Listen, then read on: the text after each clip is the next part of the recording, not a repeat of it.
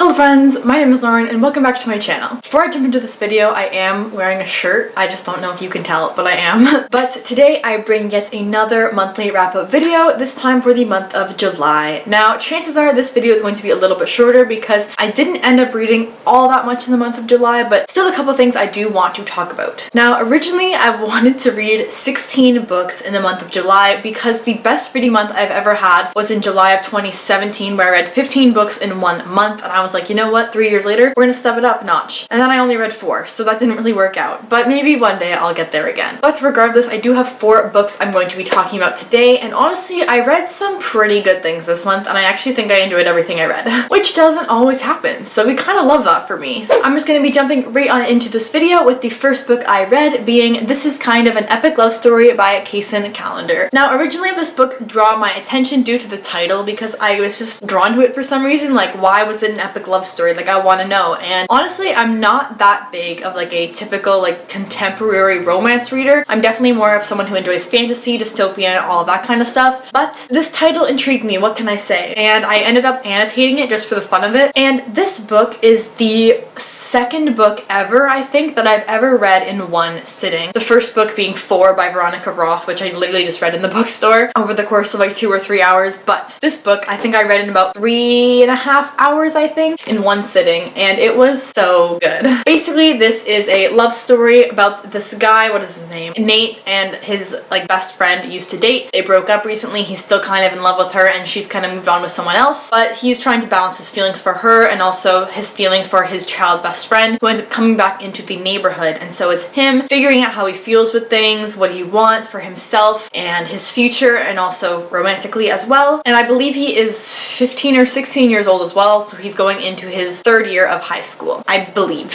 One of the things that Nate believes is that like happy endings in real life don't really exist. However, over the course of this novel, he tries to maybe start to believe if happy endings do exist and really wants that for himself, but who knows what happens or how it ends. And for me, I ended up originally wanting to give this book 5 out of 5 stars as soon as I finished it, but I ended up deciding on 4 out of 5 stars. Regardless, still an amazing rating. This book has a lot of great representation, and a lot of the cast is part of the LGBTQ+ community, so this book definitely has a lot of representation for a lot of the different characters. And also for me, like I said, I don't really like contemporary romance as much as like fantasy or dystopian, so the fact that I like really loved this novel like says something for me. That it just hit different. There's also other themes in this book that I really related to, and so hence I felt like the more personal connection to this story, and so for that reason I felt so highly of it. But I ended up still thinking pretty highly of it, but due to it being a shorter novel and also just not something I was totally in love with, I ended up giving it 4 out of 5 stars. I would really recommend it. It's cute, it's under 300 pages, so it's not even that big of a commitment, and I just really liked it. It was wholesome, but also like taught you a lot of things, struggles of so many things that teenagers face, like whether it's relationships or family, parents, friendship, all that kind of stuff, your own personal interests. It was just a really good book. The next book I read in the month of July is a very popular one, but it is A Court of Thorns and Roses by Sarah J. Maas. Now, I kind of want to make a whole video dedicated to the trilogy, as I have now read the first book and the second book. I'm actually going to start the third, I think, maybe tomorrow. I read this book and gave it a 3.5 out of 5 stars,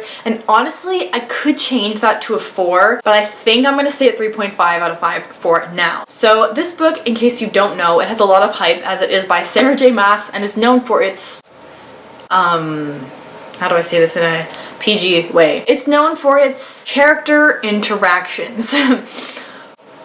Yes. This book is a Beauty and the Beast retelling. I would call it a very loosely based off the original story, but we follow Feyre, who is a mortal girl living in her town trying to support her family. As her family has lost all their riches, her father hasn't helped and her sisters don't help, she hunts for the family to try to keep them fed and also give them some money. So one day she's hunting in the forest and kills a wolf, and this wolf actually was a fairy, and so because she's killed this fairy, she must go to the like fairy land to like kind of make up for the life that she took of theirs. And in this world, fairies and humans do not get along, but she ends up having to go there and leave her family behind her. She meets this fairy named Hamlin, and it's kind of the love story between them two, and also with all of the political aspects going on in the world as well, how they affect their relationship, how Feyre sees herself, and all that. I'm just gonna save this next part from the book, but an ancient wicked shadow over the fairy lands is growing, and Feyre must find a way to stop it or doom Tamlin and his world forever. So basically, Feyre ends up having to make a lot of different decisions, and we get to see a whole bunch of cool worlds, and overall this book was pretty good. I definitely think that the book gets better by the time you finish it, because I know for me, like, the book was interesting as I went through, but nothing like revolutionary, I would say. It was just mildly interesting. By the end though, it was pretty good. It was pretty good. And so I'm really happy that I read this book, because I've recently joined like Book Talk, and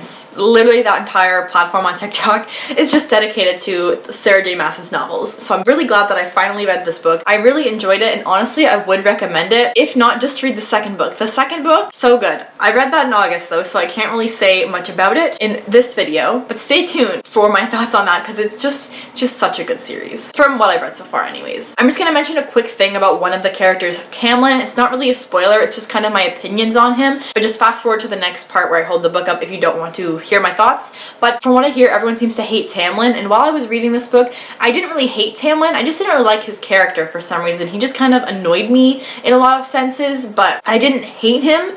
I think my opinions of him change in the other books to come, but in this book, he was okay, just not my favorite, so I thought I would address that in this video. Next up, for the third book I read in the month of July is actually another Sarah J Maas novel, and it is Heir of Fire by Sarah J Maas. This book is the third book in the Throne of Glass series, as I am currently trying to buddy read the entire series with my friend Caitlin, and we are planning to start the fourth book this month, so we're making our progress down the series, and this book was probably my favorite so far in the series. For me, honestly, I think I prefer the A Court of Thorns and Roses trilogy over Throne of Glass, which kind of pains me because I know in my head that this series is like strategically and like so much better, but I just can't get myself wrapped in the world as much as I would like to be. In this book specifically, I found that the beginning of it was a little bit more slower than I would have liked, but by the end there was a lot of action and character development that I really liked. So I did end up giving this book a 3.5 out of 5 stars. Just because I think by the end I was more interested, but I did not really care at all about anything that was happening until like the last third of the book, I would say. So for that reason, I didn't really like this book as much as I think I could have, but it was definitely, I think, the best out of all the books I've read so far. Also, the series changes so much with each book. I can only imagine what else happens. I definitely am intrigued to see what else happens in the books, but I know that right now so far it hasn't been my favorite thing of all time. So 3.5 out of 5 stars for me on this book, and I am looking forward to reading Queen of Shadows later this month. And finally, the fourth and last book I read in the month of July is Harry Potter and the Philosopher's Stone. This was actually the only book I read for the reading rush this year, as I kind of gave up on participating in the reading rush halfway through, and also wasn't just that motivated to read, but I did end up finishing one book, being this one. I went into this book trying to separate my nostalgic feelings for this book and just like trying to read it strategically and trying to read it just without those biases, but I think I failed in that regard because I ended up giving this book a 5 out of 5 stars. So I genuinely don't think I will be able to separate like my feelings from this book from the actual book itself, but I really enjoyed my time reading it, and honestly, like, I would recommend the Harry Potter series by Daniel Radcliffe. I'm so conflicted because of the author, but honestly, I just love this book a lot, and I do want to reread the rest of the series. I'm hoping this year, so we'll see. So I'm glad that I finished the first book, so now that like the story is in my head again and I can really understand all of the magical aspects, because I do really think this book is very magical, and I just have a lot of great memories connected with this series. So overall, I really enjoyed my time rereading this book. This is probably like my 7th or 8th time reading this book, to be honest, but it doesn't get old. It's just so magical and good, and I honestly just love it so much.